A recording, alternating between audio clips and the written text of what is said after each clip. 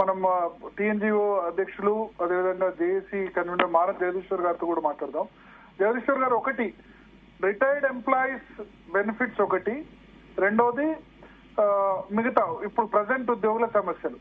So ఇప్పుడు సరే, ఇప్పుడు మీరు జూన్ 14వ తేదీన వాళ్ళు 6 నెలల తర్వాత ఇస్తామన్నారు. డిసెంబర్ 14ని ఇవ్వాల్సింది 1 నెల ఆలస్యంగా ఇచ్చారు. ఇప్పుడు జనవరి అయితే మళ్ళీ ఇంకో డిఏ వస్తుంది, 6 డిఏలు అవుతాయి. సో డిఏలకు సంబంధించిన పోరాటమేనా అని ఇప్పుడు నేను చూశాను. ప్రభుత్వం తర్వాత రేవంత్ రెడ్డి అనౌన్స్ తర్వాత చాలా వాట్సాప్ గ్రూపులు ఏంటంటే ఈ డిఏ సాధిస్తేనే గొప్పనా, డిఏ సాధిస్తేనే పాలాభిషేకాలు చేస్తారు, ఇటువంటి విమర్శలు వస్తున్నాయి. ఏం చెప్తారు దానికి?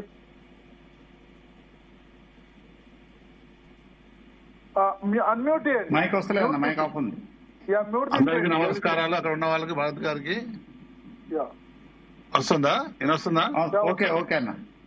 నమస్తే అందరికి. యాక్చువల్ గా ఇలా ఇచ్చిన డిఏ మనం 4 నెలలు అప్పుడు ఉన్నప్పుడు 2 డిఏలు ఇవ్వమని చెప్పాం. 4 నెలల తర్వాత ఇస్తామని చెప్పి 6 నెలలకు జీవో ఇచ్చారు. అసలు డిసెంబర్ 12కి ఇవ్వాల్సింది. మొన్న మేము జేఏసీ వాళ్ళకి కలిసి అందరం కలిసినప్పుడు మేము మాట్లాడినాం. అలాగే శేషాద్రి గారు కూడా నిన్న నేను ఫోన్ చేసిన.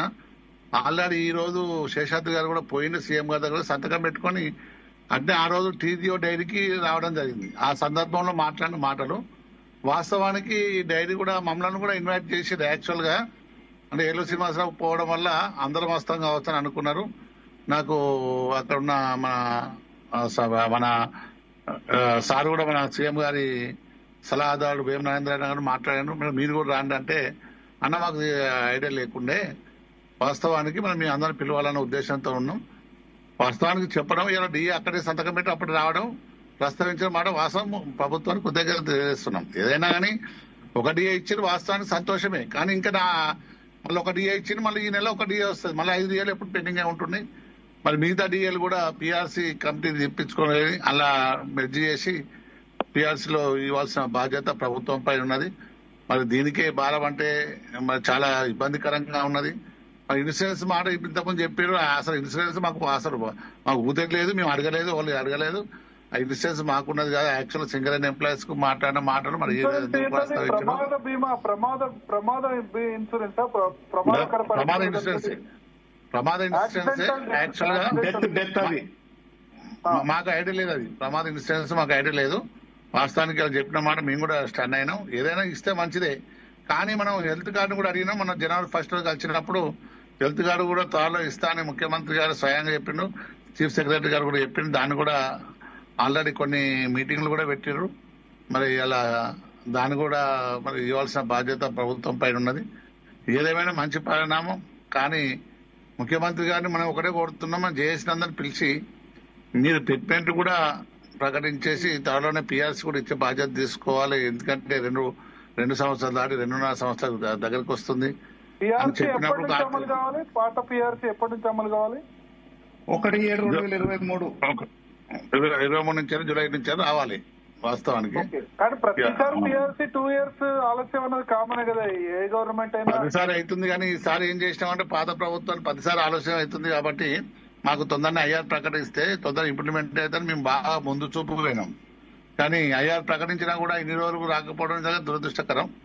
ఇలాంటి కొండమానక రానితే ఉన్న నాలుక ఓడిపోయినట్టు అసలు ఇక డిఏలే రాని పరిస్థితిలో పిఆర్సీ అడిగే పరిస్థితి ఎక్కడ ఉన్నది మా బతుకులకు? ప్రభుత్వం అయితే మాకు చెప్తుంది, మంచిగా చెప్తుంది. వాస్తవానికి చెప్పినప్పుడు కనీసం దాన్ని తీర్చే బాధ్యత మరి వీళ్ళందరూ జేఏసీ అందరిని పిలిచి మాట్లాడవలసిన బాధ్యత మరి మాడేది కూడా మనం చెప్పినాం. మరి ముఖ్యమంత్రి గారు మరి ఏం ఆలోచించారో తెలియదు, కానీ మరి డిఏ అయితే అది పాత రావడం, అది కొత్తగా ఇలా మనం కోరుకున్నది కాదు. 6 నెలలకు ఇస్తామన్నదే. శేషాద్రి గారు నిన్న ఫోన్ చేసి ఇలా వాస్తవానికి అప్పుడే ఆ మీటింగ్ సందర్భంలో మాట్లాడిన మాట విన్నాం, కానీ అంతకన్నా ముందే అక్కడ సంతకం పెట్టి ఇదే డైరెక్ట్ వచ్చిండు. కాబట్టి ఆ ప్రస్తావన అనేది త్వరలోనే మిగతా డిఏలు కూడా పిఆర్సీ ఇంప్లిమెంట్ చేసుకుంటే ఆ డిఏలు కూడా మెర్జ్ చేసి హెల్త్ కార్డుని ఇమీడియట్లీ ఇవ్వాల్సిన బాధ్యత ప్రభుత్వం పైన ఉన్నది. ప్రభుత్వాన్ని కూడా మళ్ళీ కోరుతాం.